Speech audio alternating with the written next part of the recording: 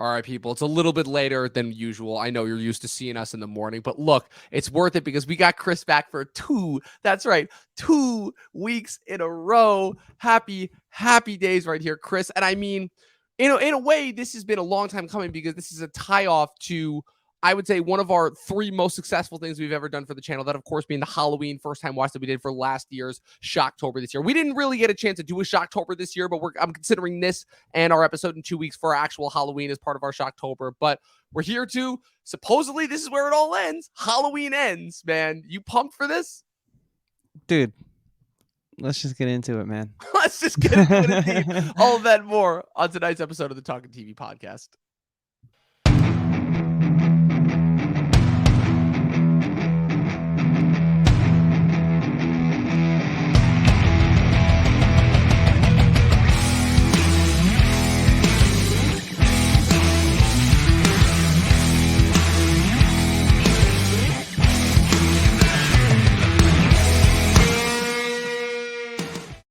Well, Chris, we're here to talk about yet another Halloween movie, only 1 year after the last one that we talked about. And of course, it comes out again 2 weeks before Halloween itself. Why they don't release these stupid movies on Halloween, I will still never understand. But whatever. That might just be a long-standing tradition of the franchise itself. But look, last year we talked about Halloween Kills. It's kind of a tie-up. We watched the entire Halloween franchise leading up to Halloween Kills. And that was, I will say, one of the most entertaining experiences of my life, just going from Halloween 2 to when it was still slightly grounded to The Curse of Michael Myers, which might be one of the greatest things that I've ever seen, to Halloween Resurrection, where he's killing people with movie equipment and fighting Busta Rhymes, to the Rob Zombie movies, which, again, that's a taste thing. If you enjoy Rob Zombie, you're going to love those movies. If not, well, what are you doing watching Rob Zombie movies? And that leads us, of course, to the Blumhouse trilogy, which we've also talked about as well. We did not watch the first 2018 Blumhouse film because we'd both already seen it. And I believe it was you that compared it and basically said that it was like the Force Awakens of the Halloween franchise. I was just wondering if you wanted to elaborate a little bit more on that before we, as far as like kind of building into where we are now at this point in the franchise. Yeah, it's totally the Force Awakens of this Blumhouse trilogy, if you want to call it that. It's really the Force Awakens because it could go anywhere, but as time goes on, we see it unfold to go nowhere. And that's really, I think, the overarching sentiment here. There's a lot of promise. There's a lot of hope in that first movie. It's kind of cool, actually. I mean, they're in this house. Laurie Strode is really giving it to Michael Myers, just like going toe to toe with him for the first time in her life. And it's interesting. It's kind of like a role reversal, but Michael's still menacing.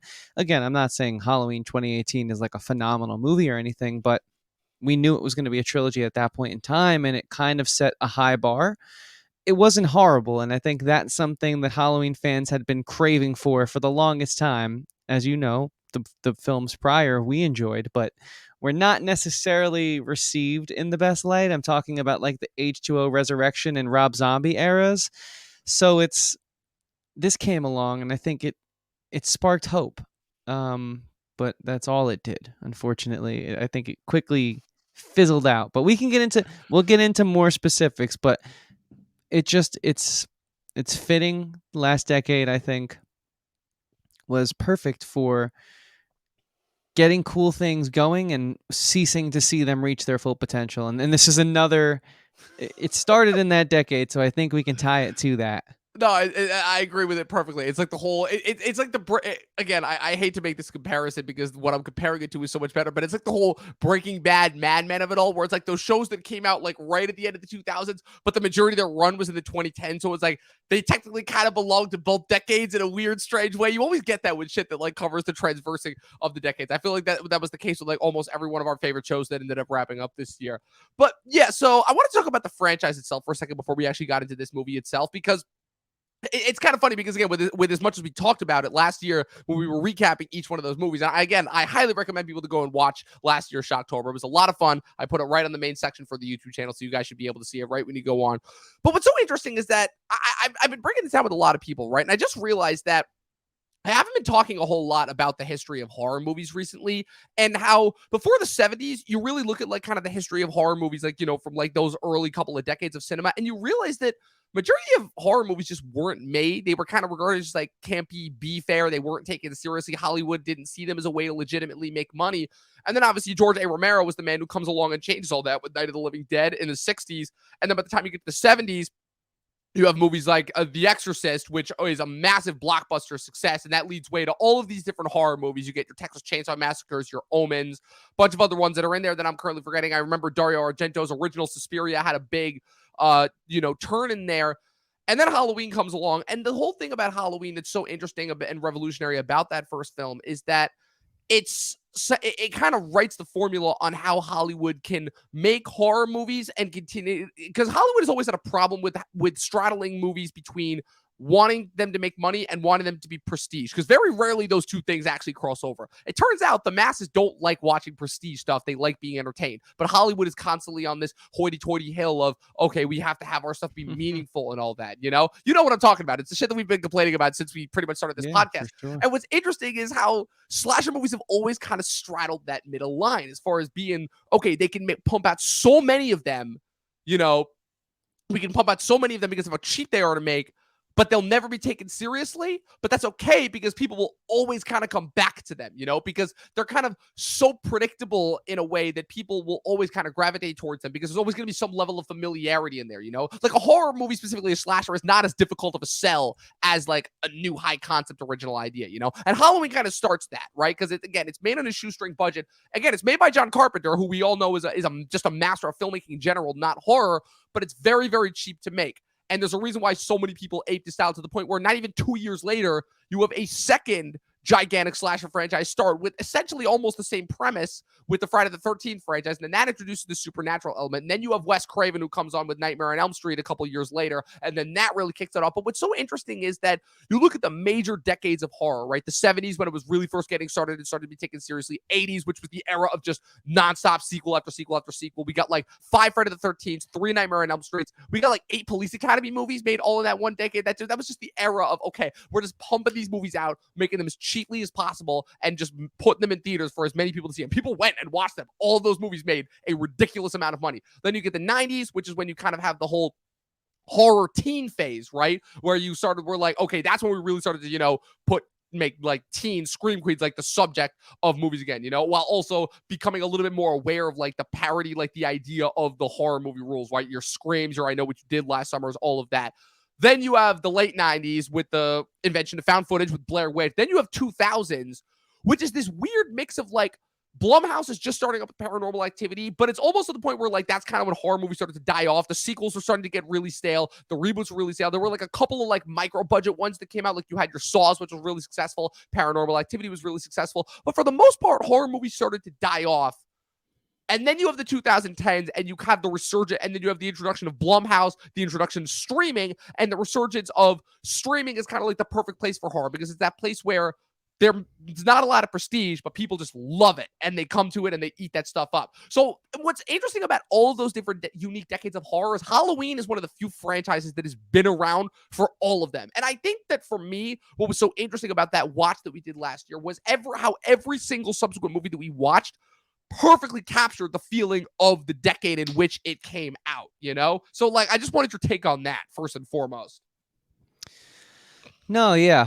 I think that's one cool thing that this franchise has been able to do, is serve as a stamp for the era of which it was created. I mean, the Rob Zombie ones are literally so 2000s, it's not even funny, and in the best way possible, because it kind of captures like the struggle of the times. Like, it was a weird era in life, and these are the grittiest, darkest, most violent Michael Myers films out of all of them. And I think it's kind of fitting, like if you want to look at like a geopolitical thing, just look at some of the stuff that was happening around that point in time, right? It's like a few years after like Iraq and like, all that, and like 9/11 and all that crazy stuff. And then this is the most gruesome Michael Myers, whereas where things are good, like kind of in Michael Myers Inception, you know, we got the 80s Michael Myers. Everyone's making money. Everyone's doing good. So we're getting crazy, dude. We got cults going on. We got Loomis shooting Michael Myers a total of 30 times throughout the entirety We of got like Michael Myers the getting shot up by a whole mob.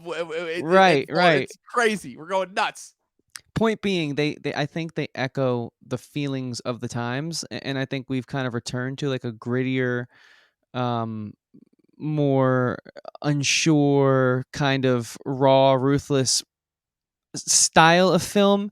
Except the problem here with this trilogy is these movies aren't about Michael Myers. And there's only one other Halloween movie that's not about Michael Myers, and that's Season of the Witch. And I think for obvious reasons, it's okay for the plot to not center around Michael Myers in that film. Whereas these ones, I think they run into a real issue, and they kind of shoot themselves in the toe because this Corey character, who's the main villain in this new movie, actually is compelling. The problem is that's not why I went to the theater to see this thing, you know?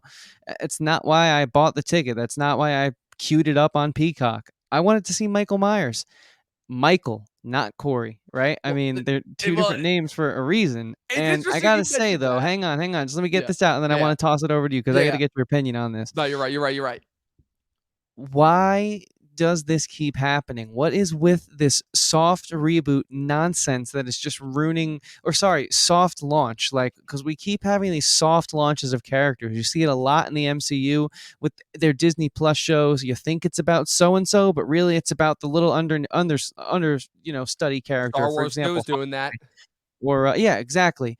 And now we're doing that with Mike with Halloween. It's like, okay, cool. If we have like this Corey character spin off and explore his demons, which I think are super compelling, really interesting character, like the opening sequence hooked me instantly. But instantly, I thought to myself, sitting there in the theater, "Huh, this is going to be a real problematic movie." But I'm intrigued. But I'm intrigued, and I I love how just you know that from the opening scene. That's well, incredible. yeah, of course, because we're setting up this deep, rich backstory, which we obviously have to explore. And Michael's kind of there, but you knew the little kid wasn't actually gonna. We weren't going to explore Michael. We were going to explore Corey's struggle through Michael Myers' kind of whatever it is, that demonic energy he exudes, and his ability to kind of impact children, as we saw with the Yeah, as we those remember when he was the subject of the pagan cult. Don't you remember? exactly. So I don't know for sure, but I will say there was a lot left on the cutting room floor. That's what Yeah. I'll get at. But real Yeah. quick, Dom, I want you to take it over. But we actually have Yeah, we got some some faces in the commenters. Yeah, chat. my Can my we? buddy Eric copping in. Eric, good to see you, man. Hope y'all are doing amazing. We are indeed glad to see you on the stream, man. It's been a while. And then we got Michael here. What up, boys? From the first scene, I knew it was all going to be downhill from there. Sadly, that's interesting. And We're on like the I said, same page, we Michael. are all on the same page to see. But I wanted to break that down because first I wanted to talk about this entire new Blumhouse trilogy, right? Which, by the way, I have. Remember how I was talking last year during the watch about like how the Halloween about it's like the Halloween multiverse where you have all these different storylines that all span off. I've come up with names for them, and I think they're all pretty good. And I need your take on them at the end. But so yeah. Sure. So you're first off, you're 100% on the money as far as that goes. But you're right, the era of the soft reboot, where again the Hollywood has now gotten so shameless to the point where now they understand that they can't do original ideas. So now what they have come down to is they have come down to pushing forward new, using already pre-existing IPs and franchises in order to push forward and launch for new characters. That has essentially been their go-to kind of feeding ground for the last like couple years. I would say probably since The Force Awakens. You know, Marvel kind of opted that strategy. What's it called? This CW has been doing it. Every franchise that you could think of has been doing it. Lord of the Rings, obviously, with the prequels, with the prequel show Rings of Power and everything. And now it's unfortunately spread to Halloween, where kind of the interest of watching the 2018 was how it wasn't really going to be Michael Myers' story. It was going to be more of from Laurie Strode's perspective, which at the time, 2018 was actually pretty interesting. And they were like, okay, this is offering something new. Like you were talking about at the start of the episode, the idea of just the inklings of these actually really interesting ideas. And then they just ultimately go nowhere. And that kind of sort of continued into Halloween Kills, which for all of its problems, at the very least, what I will say as far as like kind of in a way emulating what the original Halloween 2 was, which is kind of continuing essentially the events that we got from the original, which again is already a hard enough feat to do because the original already has that hard set conclusion. But then introducing more characters into the setting in order to kind of make it more fleshed out. You know, say what you will, but like I said, Halloween Kills I thought still did a good job of that. You know, the specific writing of certain characters, that's a different case. But Weirdly enough, I think that the biggest problem that this new Halloween franchise has had, because we talked about this a lot the other day as well, with, again, the two chief creatives behind this, besides Jason Blum, the producer, being David Gordon Green and Danny McBride, who we both know are fantastic creators. Danny McBride has starred in however many of our favorite comedies. David Gordon Green directed Pineapple Express and several episodes of Danny McBride's very successful shows on HBO's, that being Eastbound and Down, Vice Principals, and The Righteous Gemstones.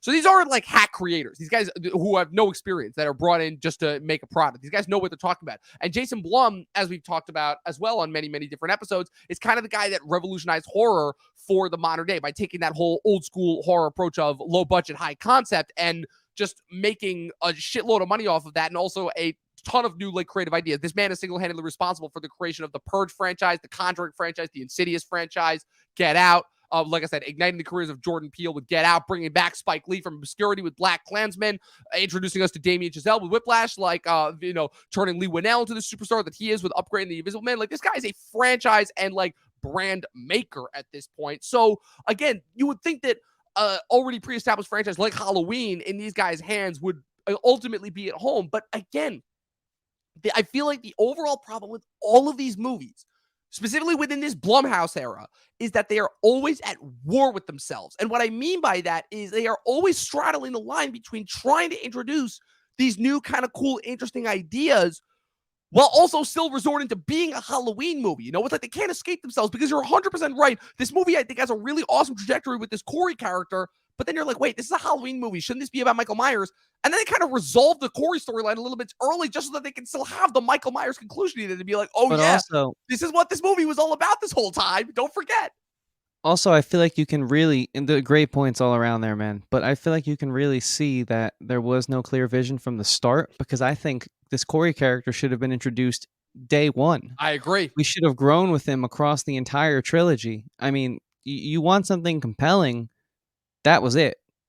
But the problem was, we knew it was all coming to an end, literally. And so it's just a ticking clock, and there's just not enough time to properly establish the emotional ties that you want to get the most out of this new character, Yeah, it's kind of disappointing, because it's like, well, first off, we got to talk about that opening scene for a second, because I'm sorry, I don't know if you were laughing as hard as I was, but with the way that kid fell when he kicked the door down and knocked him off the balcony or whatever, and the parent, Yeah, that was dumb ridiculous. parents, that was so stupid. I was laughing hysterically when I watched that. That was on par with the two scenes with the kids from the 2018 version, which were both the best scenes in that whole movie, with the one kid and his grandpa was driving him to ballet class, which, who's driving someone to ballet class in the middle of nowhere at midnight or whatever that was supposed to be? That was really confusing. It made no sense. But then they just happen to run across Michael Myers' van. And that's the first time that Michael Myers ever killed a kid, which they comment on in this movie, by the way. And then the scene with the little black kid that her friend in that movie and her boyfriend were babysitting, that ended up surviving and was just one of the greatest characters I've ever seen in any one of these movies. And it's like what we're talking about. They always have these little moments that are great, with the exception of the last one. I don't think Halloween Kills had any enjoyable moments, but no, they that always movie have was they always have these little moments of genius, and then they just go back to the generic CW-esque plot, And it's as interesting as an excuse me, as interesting as the character as Corey was, it's why do I still feel like there's a little bit of I'm getting you from this, I'm getting the Flash from this, all those senses of, it's oh, the good girl being with the bad boy who's actually a psychopath. We've all seen that before, It's a story pattern that's worked, but we've all seen it before, And I don't know. There's just something that felt so predictable about this. I was hoping it wasn't going to go there, but it's how many times have we seen it? The ostracized kid that's bullied ends up becoming a freaking serial killer / school shooting victim to take revenge on all the people who've wronged him. How many times have we seen that before? The interesting angle was the fact that he was wrongly accused, right, of relations with the Michael child.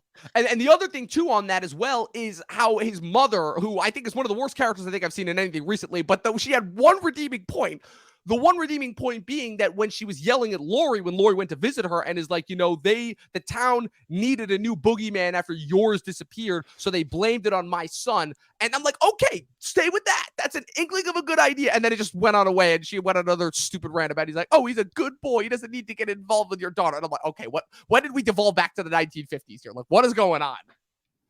Right. And the thing is, had we had proper time to establish all of these situations, they're all interesting in their own right. It's just they feel so rushed because we're trying to force this ending.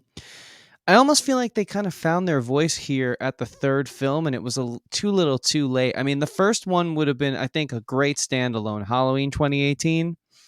I think it wasn't perfect, but it just had kind of what you want. It had the gore, the action, the jump scares.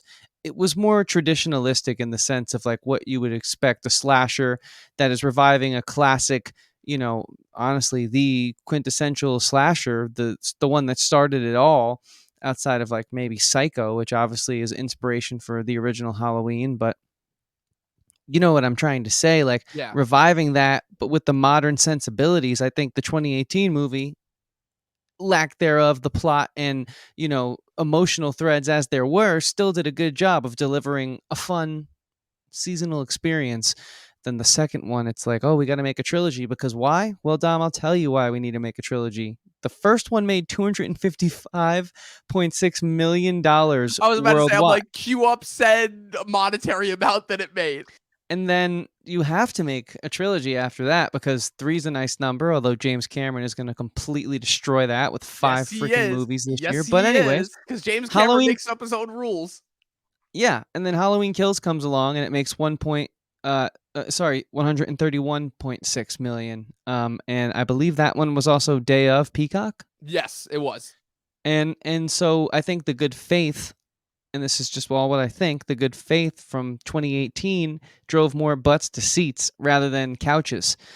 But this one's only sitting around right now 41 million roughly. But can I read something to you just to show like Please do. how Please do. torn all of the headlines are here on this? Yes, please It's do. it's hilarious. I typed in on Google Halloween Ends trilogy total gross just to see if someone put all the movies together. They haven't, but what I found was quite interesting. Hollywood Reporter says box office Halloween Ends opens to so 41 million. Forbes says Halloween Ends nabs solid 41 million despite Peacock. Collider says Halloween Ends box office brings in 41 million. So that's actually kind of neutral. But then USA Today, that's funny. Halloween Ends slays box office with 41.3 million. So everyone's saying something completely different. That's every reviewer I've seen about this movie.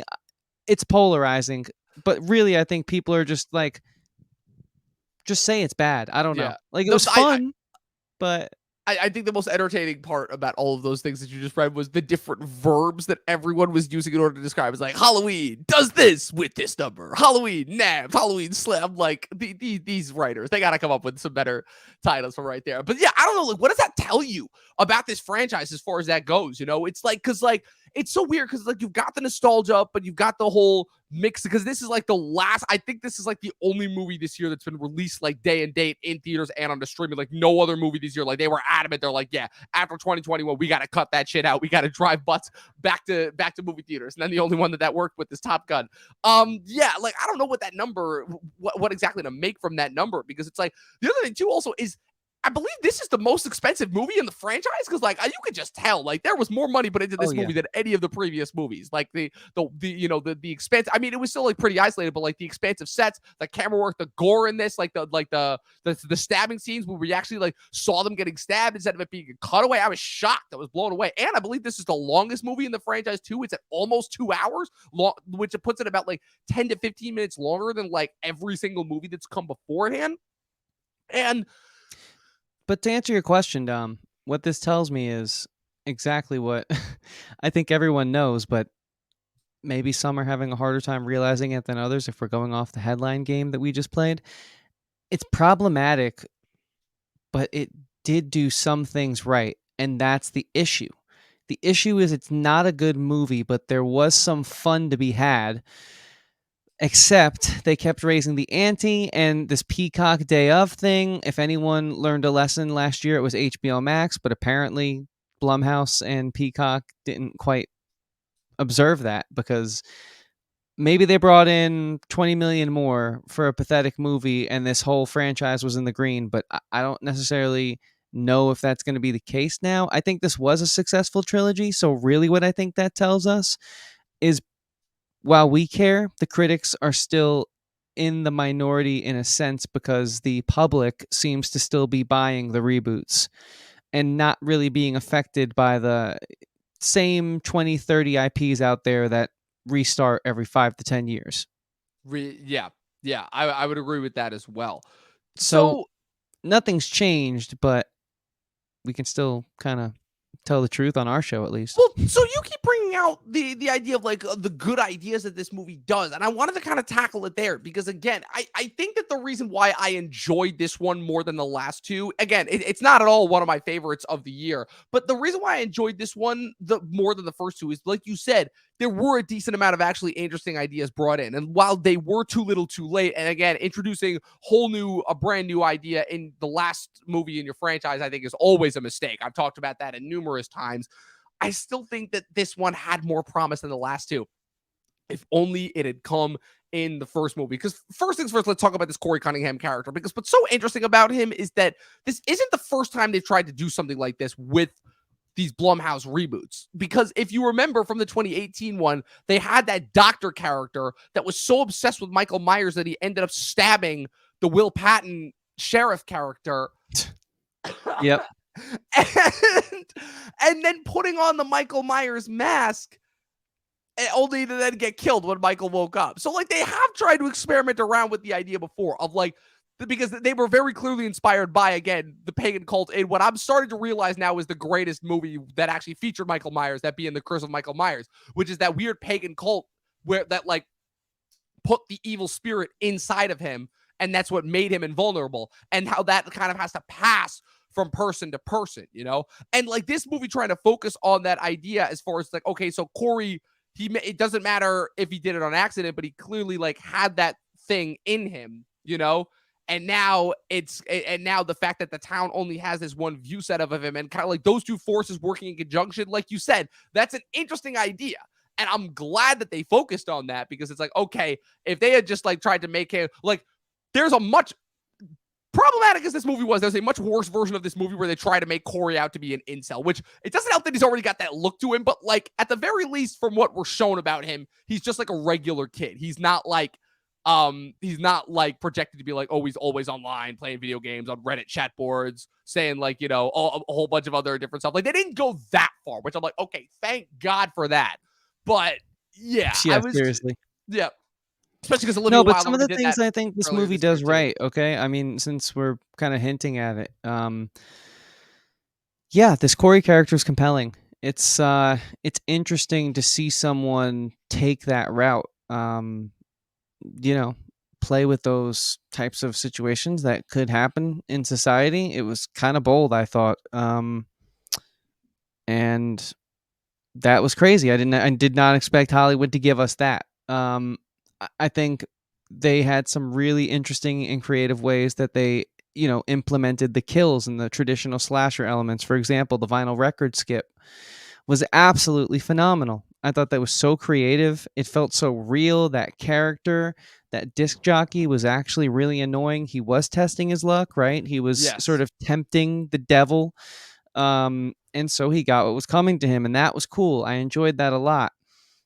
This whole sort of angle that they had going on with like Laurie and her granddaughter could have been really good. It could have been the passing of the torch. And I think that's what this franchise tries to do, but unfortunately we spend so much time with the mother who gets executed in the second film that we fail to develop the granddaughter, whereas we fail to develop Corey to a point where these guys can't now take Halloween. Like Jamie Lee Curtis is getting older. They did not successfully transfer the torch over, but there was something interesting there that, if done properly, we could have transferred it over to a new, younger face, but still have had it connected to Laurie Strode, the character that started this all, back in the 70s. And imagine if this granddaughter character grew up similarly that Jamie Lee Curtis did, performing in her role against Michael Myers. That could have been really cool. So I think like when I look at it like that, they tried but failed. I think for Blumhouse, easy win, easy money. But long term, I don't Yeah. know. Michael It's just Myers that, is back to where he was, yeah. Well, trying to reclaim his throne, and he's never going to get there, well, it he's seems. he's never if the ending of this movie is to be believed, then yeah, he's never gonna get Oh, there, yeah. especially since And the last thing, that whole underneath the bridge, bringing the victims into that sewer hole, and that kind of dichotomy where is this in his head? Is Michael Myers real? Is he Michael Myers' henchman? That was really interesting, but it quickly fell apart as we realized that the plot was taking us away from, extrapolation that we would have needed to have really got hooked on that Corey Michael Myers dynamic. And that is something with the trilogy.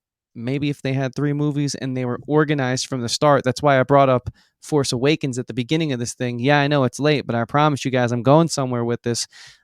Like, so much could have been planned better, because I do think there was good stuff here. yeah. But again, victim of its time, I think. Yeah, victim of its time indeed. Because, like I said, everything that you just pitched is all stuff that I would have loved to have watched. Yeah, you're right. Because what you mentioned as far as this being an easy win for Blumhouse, where it's like, again, they cashed their check. Obviously, they made their money off of this. This was always going to be easy money for them because Halloween is such an IP. And again, they finally figured out that they don't have to necessarily make their movies as good as they originally were. They just have to make them look almost as good as they originally were. And that seems to be the way that they've kind of gotten around all of this. But the biggest source of disappointment for me comes from the fact that at the end of the day, these could have actually been something really special, because you could tell that at points the talent was actually there. But at the end of the day, even in the Halloween canon, which I'm already thinking, these 3 movies that we got, they're ultimately just going to be products. They're going to come off as just, again, almost like every other major franchising that we've gotten in the last couple of years, just being these soulless shells of the original things that we like, that are just at the end of the day kind of corporate products. I feel like that's what's going to be said about the most recent set of Star Wars movies. I feel like that's what's going to be, Marvel's always going to be in that weird spot where Marvel kind of straddled the line because it kind of started the whole corporate products thing, but they were still semi-inventive, when they were first being released, but we just didn't realize that was how the corporations were getting their stranglehold on us.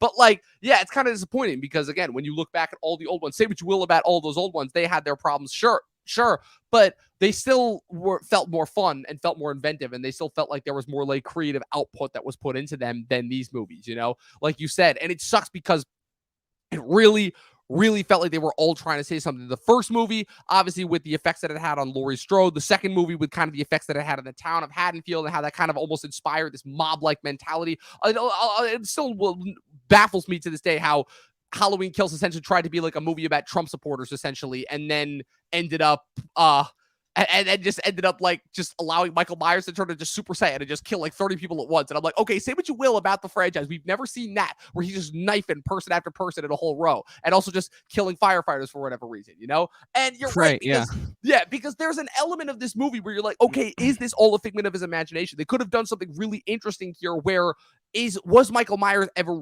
real? I think that would have been even more mind-blowing, as far as okay, the reason why this guy can never be killed is because everyone has just so got this image of him in their heads that imagine if there never was a Michael Myers, and imagine that every one of his victims was just somebody that died accidentally because this whole town was just mass hallucinating about this one figure. I feel like that would have been just a whole different rabbit hole to go down in and of itself. But yeah, I'm just it just feels so crazy, because the other bit of trivia that I noticed about this movie is I'm pretty sure that this is the lowest Michael Myers kill count in the entire franchise. I'm pretty sure. I'm pretty sure he topped his entire kill count all in the last movie, and it's almost like they had to undercompensate in this movie. Well, it's truly a it's truly a slasher film of the time, in the sense, a slasher trilogy of the time, in the sense that Michael Myers is, he's kind of a pacifist if you think about it. Yeah. Yeah, Michael Myers or maybe literally, it's like a Charles Manson kind of thing where he's getting Corey to go out and do the kills for him, so his hands are clean, but he has his little minions going around to do it. But you're totally right. It's like they just, another issue with this comes from what you just said, Dom. I've kind of just realized through you posing that sort of very poignant fact here that no one else is talking about. They altered the character to such an extreme that is that another reason why these movies fall short? If he keeps getting his ass kicked every 5 seconds by everyone around him, including a 65-year-old grandma, how am I supposed to believe this man is a supernatural demon who can take 90 bullets? You know what I'm saying? Like, how am I Yeah. supposed to believe that if everyone can beat this dude up? Yeah. Fat Tommy, who's like, drinking his life away, like got a good blow on him. Come on, Yeah. I mean, come on. Busta Rhymes. I mean, but if you want to make that argument, you got to go all the way back to 2002 Well, because I'm Busta not Rhymes because I whooped think his we're talking ass in about. that movie. You're right, but that's true, and maybe this precedes then the issues with just this trilogy. But I was kind of keeping it within the No, I canon of get it this though. Besides Halloween. that movie, unlike these movies, that movie actually knew what it was doing. So anybody they Exactly. can make the argument they're like, oh, they didn't know what they were doing. I'm like, nah, that movie knew exactly what it was doing.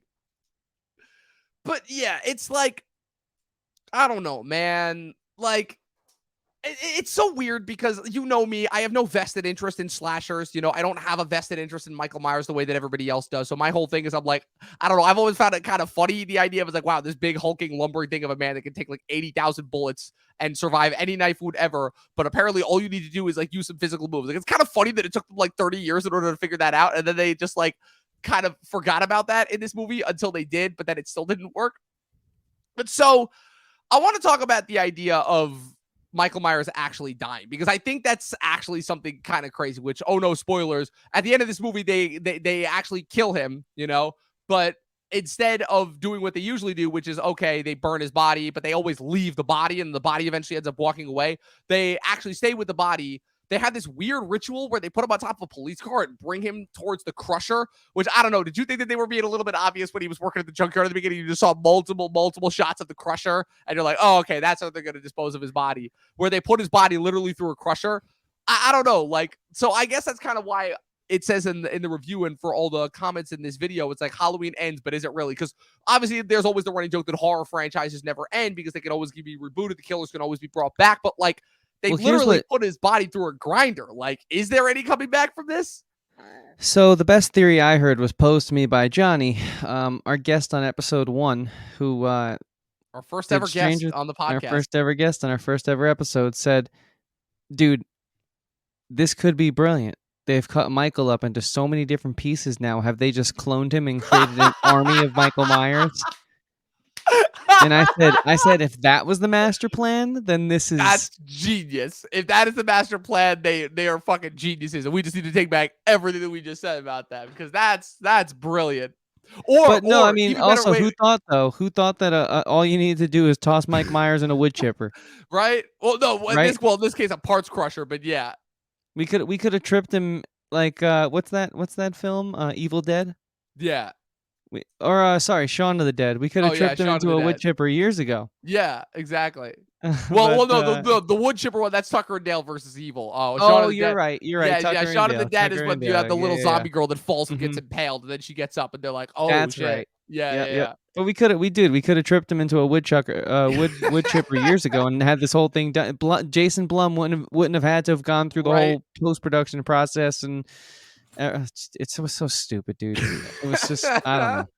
It's just continuing with the process of just like what's the word? Diminishing all your favorite characters. It's like everything that you were talking about with what you hate, with what you and a lot of other people I think hated about like the most recent Star Wars movies. It's like and now even with Obi-Wan, they're like, yeah, they're just taking all of our favorite characters and from the old one, and they're just killing them off in order to make room for these new characters. And it's like, put it this way, I think that the ending, because I think the movie for the first 2/3 of it is actually all right. I don't think it's great, but it's all right.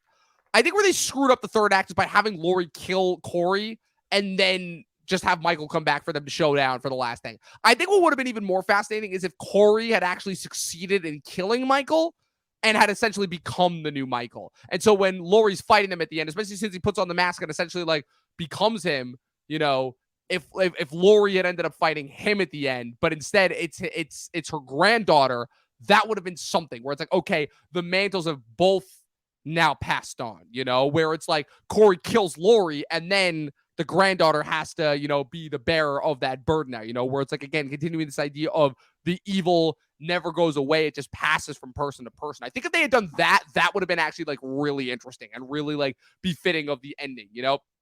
Instead of having that weird like Jesus ritual where they're like sacrificing him to the Mounder, and it's like Haddonfield is free of the evil, and it's like, okay, when did this turn into the Salem witch trials? Like, what the hell is going on with this town and this weird cult-like mentality? Like, if this is how you people act just in general, is it any wonder how Michael Myers became a thing originally? Maybe there's just something wrong with this whole town in general.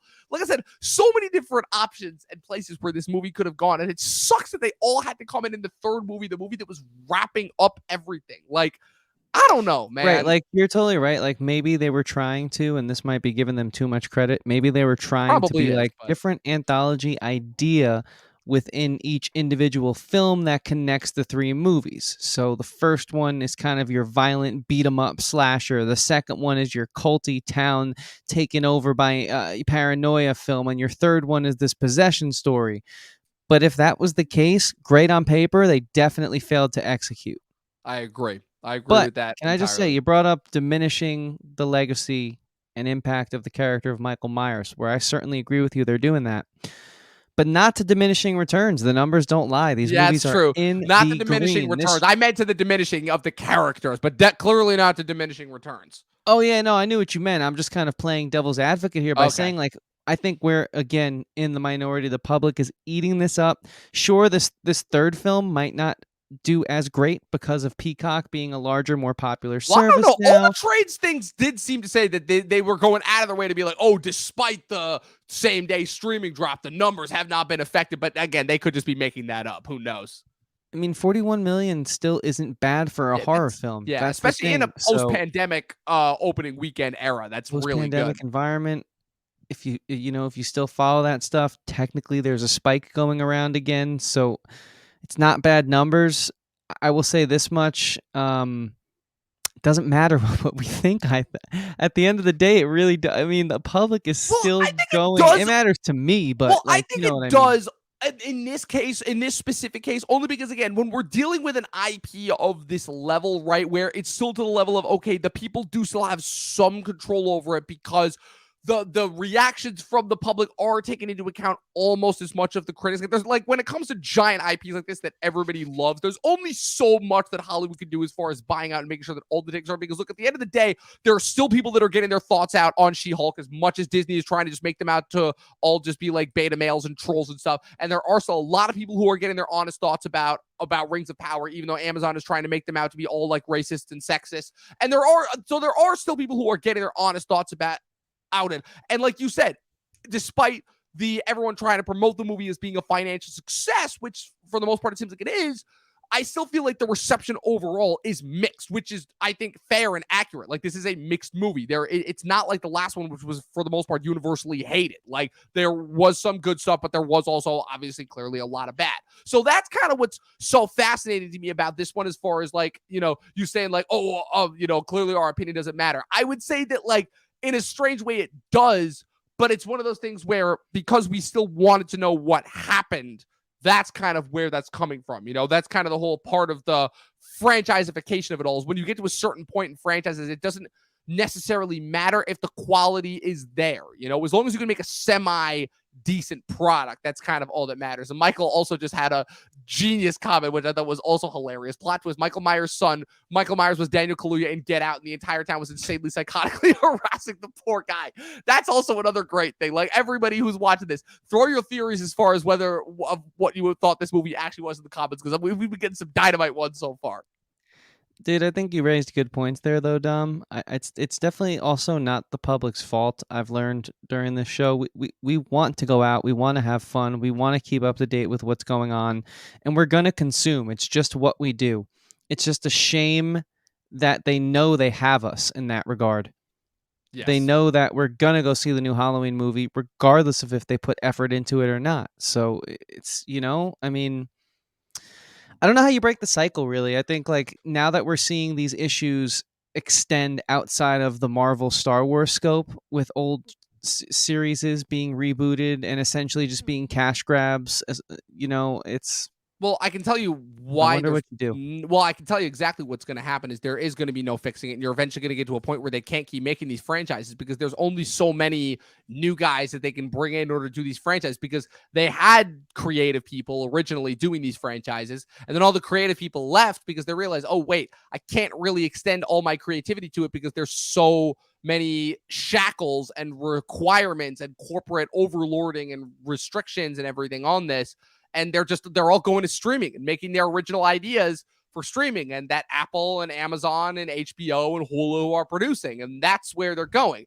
And eventually there's going to be nobody left to do those giant IPs, or apropos of that, you're going to get a few people in there who actually know what to do with their IPs and are somehow able to get enough creativity past the corporate overlords, but they're not going to do it in the regular way. And it's going to take a while, but this could also be part of that shift that we were talking about last week with Andor, as far as things possibly shifting towards, being more in a positive light, So that's what my hope is. Like I said, Everything Everywhere All at Once was a big success so far for this year. So that still shows that there are some original ideas that are breaking through the mold. It's just as tricky as the corporate overlords have made it, there's still some interesting creative ideas that are making it through the mold. It's just going to take more time before we start to get some. And hopefully, as you see more and more of these movies become critically reviled, like I said, Jurassic World, big box office success, but it's the end of that trilogy for now.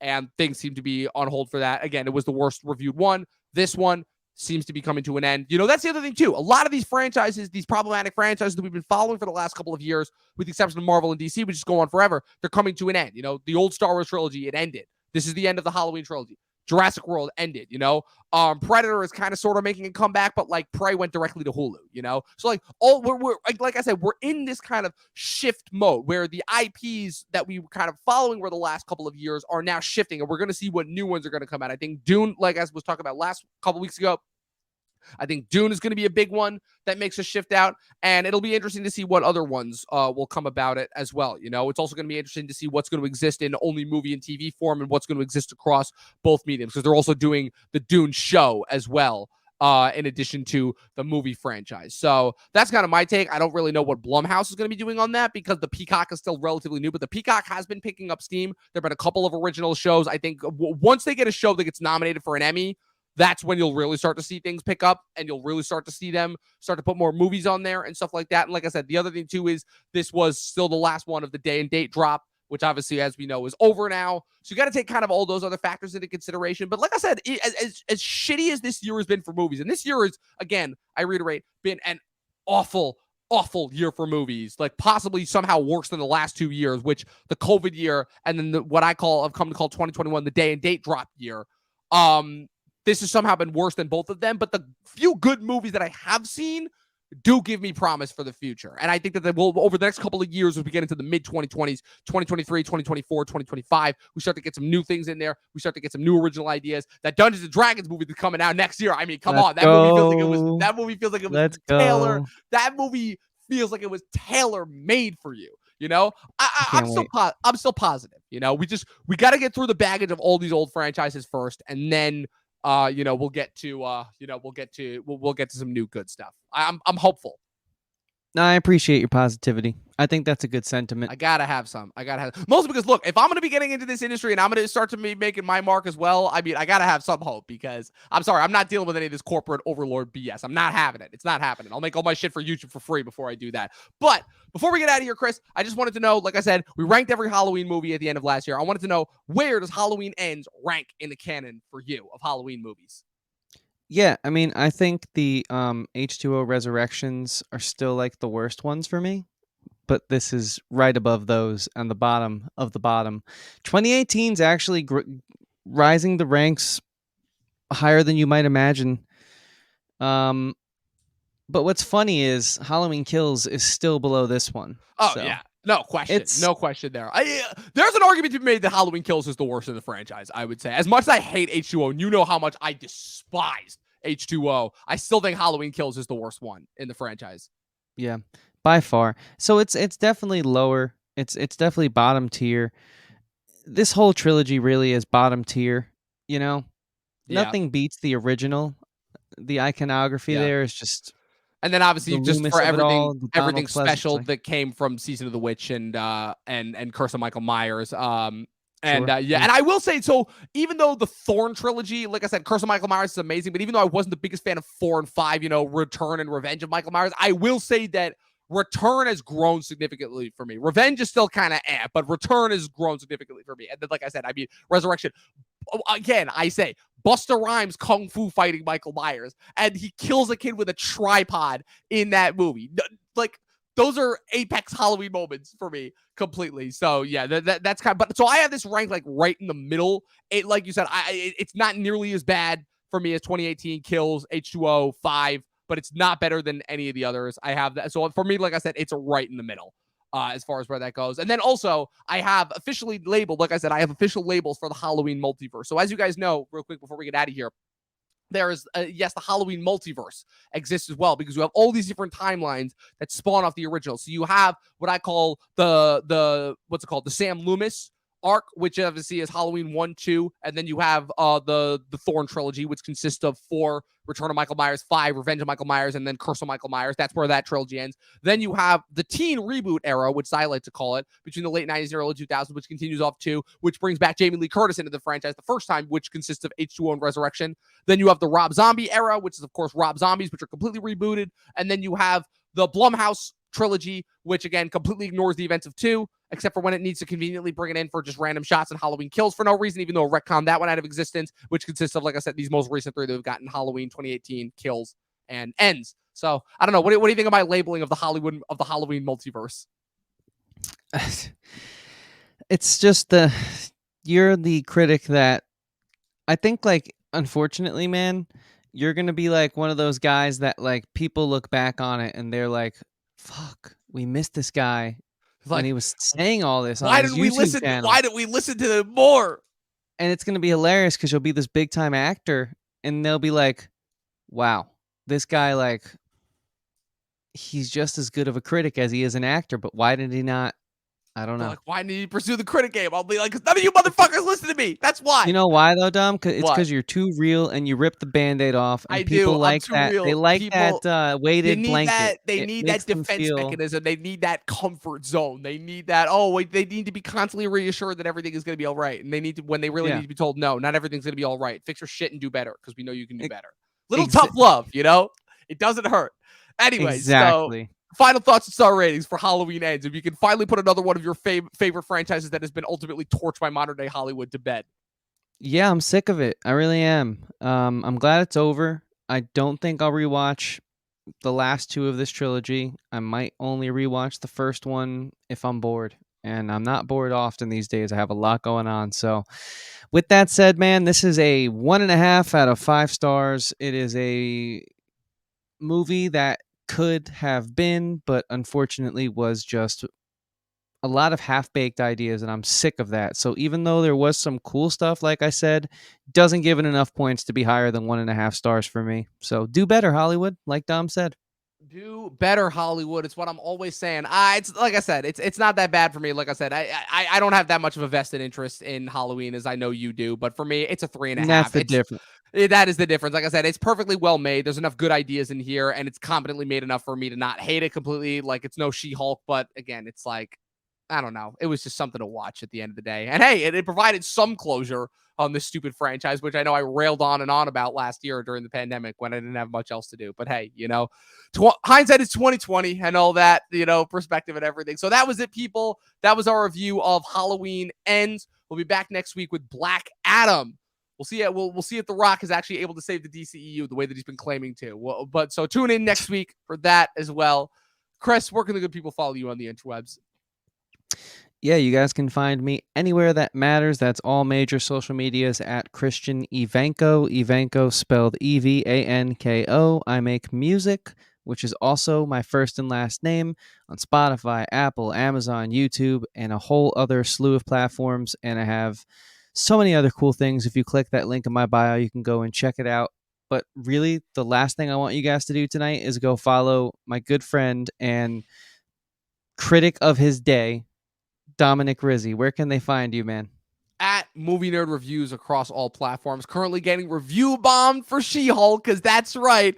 I got somebody who called me a hater on my Letterboxd review of She-Hulk. So bring them on. Everybody else on YouTube is scared of me in comments. I say bring them on. I eat that shit for breakfast. I eat you idiot like fanboys for breakfast. Bring them on is all I got to say. At Movie Nerd Reviews across all platforms. Be sure to follow the official at Talking TV Podcast across all platforms. Like I said, Talking Thrones officially wrapped up. We put up our final episode, The Iron Throne. It is available on everywhere to stream. Had a lot of fun. Again, all the thanks in the world to Professor Pat for making that happen. I'm still trying to figure out what the next kind of series, what the next kind of bonus project is going to be. But I know it's going to take a while because, you know, I only ever do things when they're ready to be done.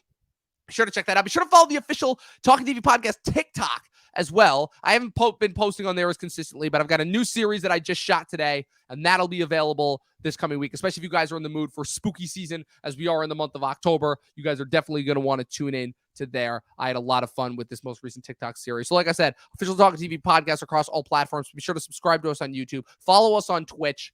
All of the usual. New episodes are uploaded every Monday on Spotify and Apple Podcasts. And as always, people, from myself and from Chris, 12 seasons in a short film, and especially to Hollywood, we're looking at you when we say this. Watch more fucking movies. See you guys next time.